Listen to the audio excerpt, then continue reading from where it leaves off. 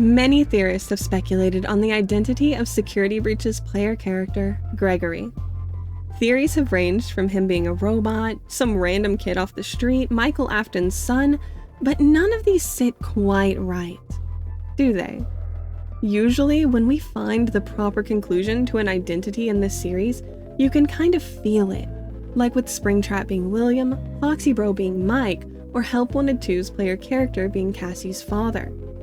I believe that today is the day we find that conclusion for Gregory.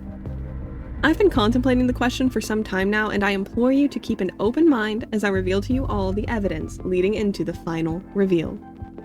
For years, we've accepted that the things shown to be possible in the books are also possible in the games. This is, in fact, where we learned about things like Remnant and Agony, core ideas that help to drive the story of these games. I'll be drawing from the books for some of the evidence for this theory, but this isn't reliant on whether the books are or aren't canon to the games. Firstly, I'd like to remind you all of a talking point that I brought up in my 5 Laps at Freddy's theory, and that John FNAF has pointed out across several of his videos. The near-exact narrative parallels that exist between the novel trilogy and Security Breach. Not the least of these similarities is found in Ruin, where our protagonist, Cassie, is following the call of what she believes to be her best friend, Gregory. As she follows Gregory's calls, she's pursued by damaged, ruined variants of animatronics like Freddy, who tries to shove her inside of himself, and Roxy, a silver wolf. The source of Gregory's voice ends up being a rage-infused animatronic that the creator had made to copy their child. If we look into the plotline of the Twisted Ones, we will see almost the same tale. Charlie is following the call of what she believes to be her lost brother Sammy. As she follows Sammy's calls, she's pursued by damaged, twisted variants of animatronics like Freddy, who successfully captures her inside of himself, and a silver wolf. The source of Sammy's voice ends up being a rage-infused animatronic that the creator had made to copy their child.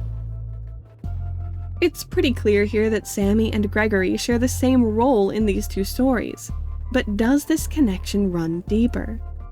In addition to the intense parallels in stories, we also have a number of visual similarities between Gregory and Sammy. Both of them are depicted as having brown hair, brown eyes, and a light complexion. They even dress similarly, both shown wearing a blue shirt with shorts. Hold on to these similarities as we'll need them later, but for now, let's take a drastic shift over to FNAF 6, Pizzeria Simulator. The true ending of this game involves Henry Emily, the father of Charlie and Sammy, trapping all of the haunted animatronics in a labyrinth of sounds and smells, misdirection, and misfortune. A labyrinth with no exit, a maze with no prize. I never get tired of that monologue, it's so freaking cool. So he traps these animatronics, leaving a way out for his franchise owner to escape, and sets the whole place on fire. He says that he's nearby, but we aren't given a lot of clarification on exactly what that means. In another ending, we also find that Henry has the blueprints for the Scooper. Full name, scalable creation of ulterior presence. In Ruin, we find that underneath that location in a subterranean tunnel system, there is a functioning, if aged, Scooper. Should you find all the secret cameras throughout the game to open the doors leading to it, Cassie will use this machine to defeat the Mimic. Whether it's in scooping mode or injecting mode is hard to say, but it certainly leaves at least the mascot's suit lying harmlessly on the floor. More to the point, however, is the question of how this got here. It's clearly a different Scooper, an improved version, so to speak. With William out of commission, who would have made such a thing? Well, Henry is certainly an option. Hiding away in a laboratory, waiting for Lefty to extract the puppet from the fire so that he can find a way to get his children, both of his children, back into his life. I can see you wondering how he'd be any different than William in this case, and I don't think he's meant to be. Henry and William have always been reflections of each other. They just go about things differently. William utilizes murder and Henry doesn't. William was a full-on abusive father, where Henry was simply neglectful. I could go on, but I do have a point to make. So file all of this information away for later and let me introduce you to a topic from a different book series. The one that brought us the concept of agony. Fazbear Frights. Specifically, Volume 7. In the story, He Told Me Everything, we are introduced to an interesting substance.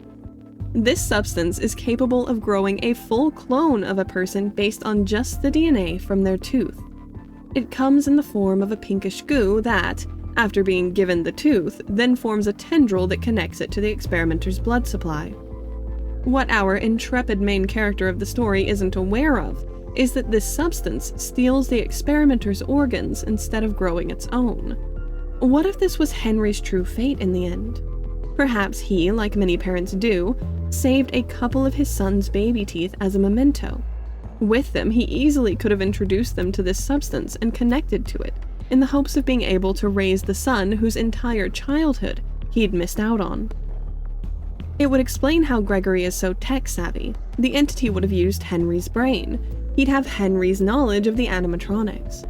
It would also offer an explanation for all of Gregory's similarities to Sammy, as well as why he can go wandering the Pizzaplex at night with no concerned parents putting an end to it.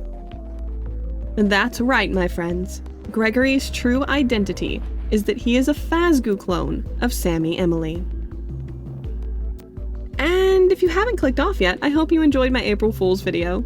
I'm gonna give full credit for the idea to make one of these to ID's Fantasy, because she made one last year and it lives in my head rent-free.